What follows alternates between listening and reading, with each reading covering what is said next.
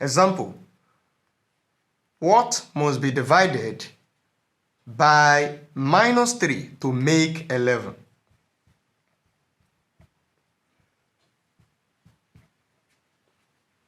Now in this case, what must be divided by -3 to make 11? So we say let the number be x.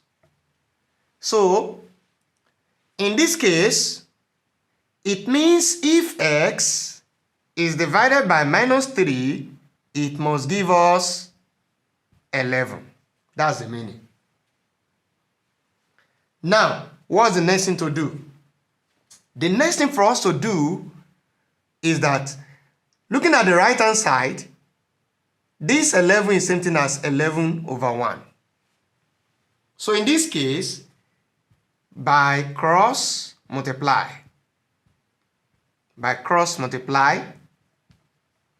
so what do we have? We cross multiply. So what are we going to have? It means x times 1 will give us what? -3 times 11. So in this case, x times 1, what do we have? That's x.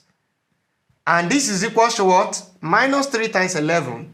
That will give us what? -33. That is the solution. Now for the second question, the B part. For the B, what must be divided by 7 to make -5? So we can say let the number be y. Let the number be y.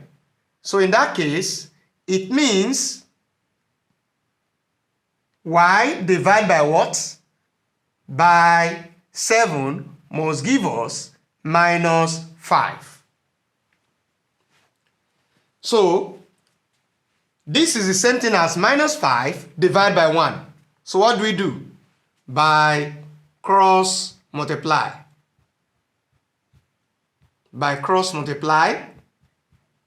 Now looking at this,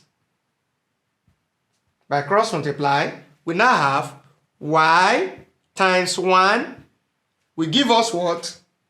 7 times -5. What is y times 1? That is y. What is 7 times -5? What would that give us? -35. That is the solution to the question. Thank you.